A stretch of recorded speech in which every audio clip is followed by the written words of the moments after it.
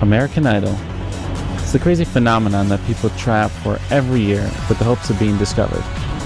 Our guest today has braved the long audition lines and a few tone-deaf singers.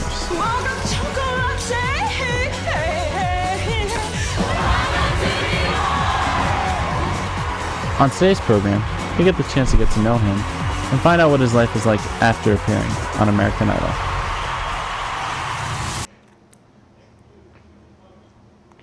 Welcome to today's edition of Person to Person. I'm your host, Christina De Jesus. We would like for you to meet our guest today, Christopher Henry. Hi, nice to meet you. Very nice to meet you too. How are you today? I'm doing good. A little bit wiped. It was a long drive. Yeah. But other than that, I'm pretty much peachy with a side of keen. Very nice.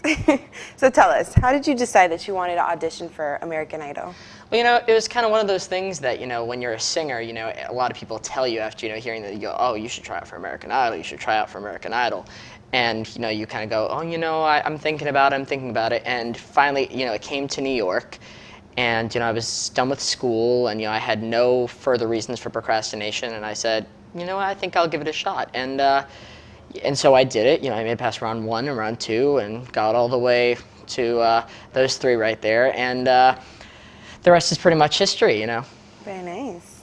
Now, when you finally made it in front of the judges, they noticed something a bit funny about you. Let's see what they saw. Oh my God, I see it, totally. Yeah, you probably heard already. I'm the famous lookalike right You now. look like Simon Cowell. Yeah. Me? Yeah, I don't really see it that much. But I get I it. see it. Don't you see it, Paula? It's Carol. Don't you see? It's It's like staring in the mirror. wow. You guys Carol are says identical. You're very good looking, but wow. Sure. Like Simon, are you compared to George Michael as well? yeah, I've been hearing a lot that I've been compared to George Michael. I don't know, I've been compared to a lot of the Brits. How did it feel to be compared to Simon Cowell? Kind of strange in a way, because I personally think anybody who thinks I look like Simon Cowell should be examined for cataracts or some kind of degenerative eye disease, because I don't see it. And personally, nobody else on any of the blog boards or the internet agreed with the Idol producers. There was kind of something they stuck on me and said, oh, you look like Simon Cowell, we're going to go with that. I'd also like to say another strange thing they should have pointed out about me, and I apologize to the American public, is my eyebrows. That was a bad waxing job. I kind of looked like Boy George on a really bad day, or Queen Amidala from Star Wars. It was just bad. I apologize, America. Nobody deserves those eyebrows. So you auditioned for Idol in September of 2006, but it didn't air until January of 2007. Did you know you were going to be on TV? Oh, And what was your reaction? Not a clue. And the reaction was like, oh my. Maybe something a bit different. But, it was really interesting. You see a lot of people on those shows, and they're so, unbelievable and, out of the realm of kind of like normal human behavior, which that's not me. And you're kind of like, wow, I really didn't do anything that interesting. And I didn't. I didn't argue with them. I didn't cry. I didn't start a fight. So I figured, why would I be put in the show? It'd be a waste of a segment. And lo and behold, I guess they found something interesting about it. So I was kind of like, huh, why me? But, looking back on it, actually, I guess, I caused a fight between the 2 judges. They fought over me. So I guess that's a reason why. Personally, I didn't think I did anything that interesting. But it was, the reasons, America seemed to like it. So, hey, 37 million people tuned in. I did something somewhat right. Right. Yeah, definitely. So you were actually in New York when it aired and were called to do Larry King Live on CNN. Did all of this just come way too fast for you? Oh, completely, but not in the sense of it was overwhelming or I couldn't handle it. It came kind of, I was on vacation with a friend who's my best friend Jason, who's doing a travel guide in New York, and we were in the middle of seeing a Broadway show, Spam-A-Lot.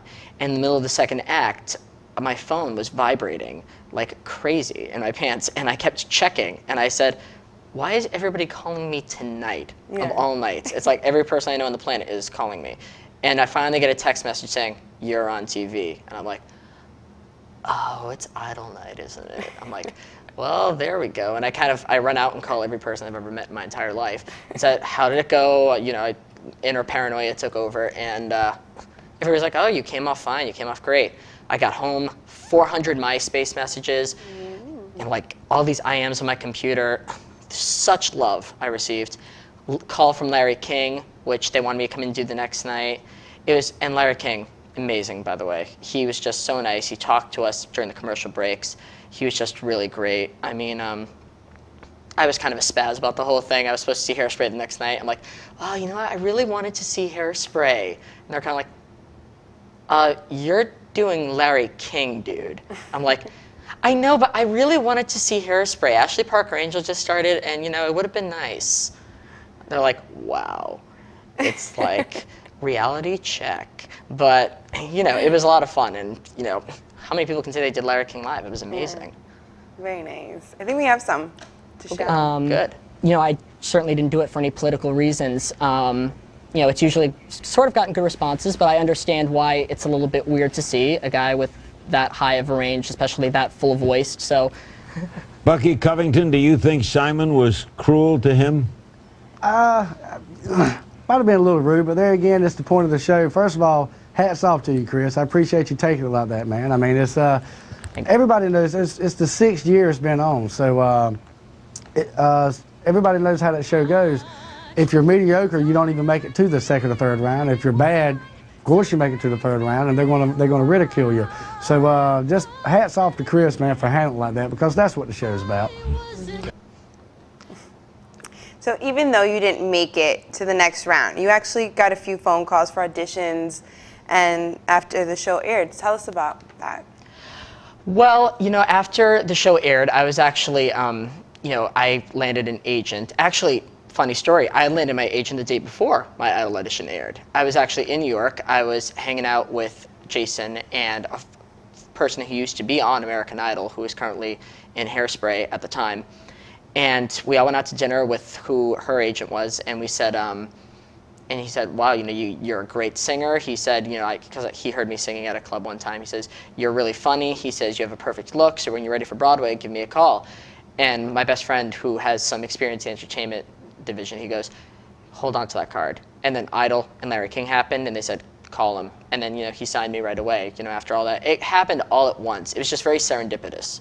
You know, it's kind of like they say everything kind of happens together, happens for a reason. Yeah. The stars just aligned in the right way. It was a perfect timing. I got a call for Jersey Boys. I was in the car one day coming back, and the producers apparently from Jersey Boys called and said they saw my Idol audition and said, we'd love it if you can come in and read for the lead role of Frankie Valli. I mean, that's a huge honor in itself. The 2006 Tony-winning Broadway show, and they want me to fill in right after the original Broadway star, which, I mean, those are big shoes to fill. That was, of course, followed by the success of me not getting the part. However, I like to contribute that to the fact that John Lloyd Young decided to return to the role rather than anything regarding my audition or performance, because that's what helps me sleep at night, and that's my story, and I'm sticking to it. And if you have a problem with it, too bad. Well, I don't have a problem with it, but okay. I'm sure it was all very exciting. Oh, yeah. In addition to being a singer, you actually do stand-up comedy, too. I do? Yeah, that's what I've heard. Really? Who wrote that? I like to convey myself in a serious way. Anyway, yeah, you know, that kind of started when I was very young, and, you know, then it kind of spun off into doing a lot of club gigs and everything like that in terms of the stand-up. Yeah, you grow up in an Irish Catholic family like mine, and besides the guilt, you have a lot of sense of humor, whether that's contributed to just the family or the alcohol. It's just something you grow up with. You have to have a sense of humor or wash your plate and, you know, get off the table. You know, it's, and also growing up in the town, you know, where, you know, you're kind of persecuted a lot for being gay. I know people shock, you know, somebody's this butch with these eyebrows. You know, you kind of, you know, you had to learn to laugh things off. You know, you're the only boy in the school who's doing music theater. It's like, it's like you got to find a way to make fun of yourself. So now that you've established a name for yourself, what are your future plans? Oh, a name for myself. I love that. That's good. You know, I'm doing a lot. I'm just a working stiff. You know, I'm doing lots of auditions. My agent is absolutely fantastic. He's great. I've had like TV auditions. I've had, you know, Broadway, off-Broadway. I just finished doing a regional show this summer called Naked Boy Singing, you know, based on the 10-year off-Broadway show, which was amazing. We did it in P-Town, and you haven't lived until you've performed naked in front of 100+ gay guys in P-Town, and your own mother. It's an experience.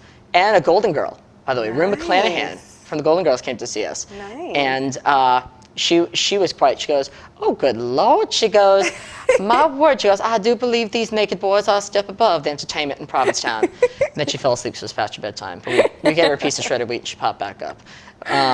But it was fun. You know, I'm just flying by the seat of my pants. I'm enjoying every minute of it. I love what I do. And I'm happy to have the opportunity to be doing it and to make absolutely no living of it as yet. So. Well, I wish you all the luck. Now you're on Person to Person, so your success Now is I've just, lived. It's done. It's going to take off from here. Yeah, there's no going up. Regis and Kelly tomorrow, or as I call it, Regis and ADD. So, or let's watch Regis sleep. So, yeah, it's going to take off from here. Yeah. So today we have met someone who exposed himself to the entire country on national television and lived to talk about it. We would like to thank our guest today, Chris. Hi, thank you very much. It was a pleasure to be here. Thank you for coming. Thank you for joining us on this episode of Person to Person, and hopefully you will join us for our next episode. Thank you and have a great day. Thank you for coming, Dad. Yeah, no You're problem. So sweet. You're such a doll. My goodness. You're such a...